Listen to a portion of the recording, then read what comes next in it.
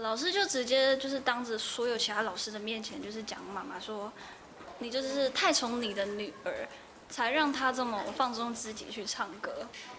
对，就是蛮重的话啦。因为这句话，所以我跟我妈妈之间的裂痕在那时候就变得超级无敌大。唯有音乐的打造，不管是造型、发型，还有他的歌曲，都是专属于李芷婷的。当然还有非常厉害的 MV， 恭喜他终于找到自己的这个舞台，还有作品可以唱自己的歌。好，中间后面的大哥在喊你。好，还有哪边需要他的眼神？好。他读护理有没有？他的目标。是护理对不对？好，我以为是听成物理啊，不好意思，护理。就想不到那时候偷偷跑去选秀，对，结果就莫名其妙就上去了。对呀，结果那个跟李芷婷就是怎么沟通都没有办法去沟通。是，连妈妈都要高血压发作，妈妈气到高血压，对，滚在地上，妈妈滚在地上，对。哦，这么浮夸！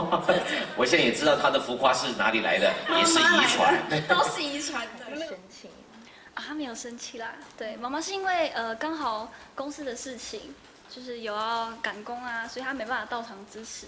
他有传讯息跟你打气吗？有啊，很可爱，他就还传讯息说，哦，妹妹吼，你那个吼，爸爸上台的时候吼，你就好好的照顾他一下啦。啊，妈妈的心吼就会一直在这边跟着你啊，我家的猫咪们呢也会看着直播帮你加油，这样。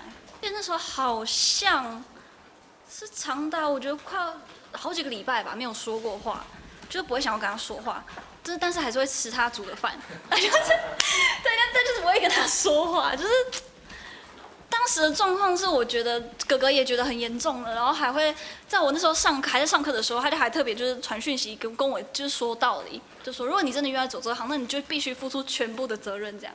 因为那时候参加，不对哦，那时候还要再更早一点，那时候是后来，我有音乐找到我嘛，然后因为我们老板嘴巴很厉害。对，然后他就是在一方面有说服到我爸爸妈妈，然后他就跟我爸爸妈妈说要就是给我1年的时间，然后去证明我能不能做唱歌这一行。中国好声音了，对，然后因为就会比较少时间在上课，然后也因为没办法上课嘛，所以课业这边其实真的就是完全完蛋，真的就是完蛋。我妈妈跟哥哥的转述是这样，他说。老师就直接就是当着所有其他老师的面前，就是讲妈妈说，你就是太宠你的女儿，才让她这么放纵自己去唱歌。对，就是蛮重的话啦。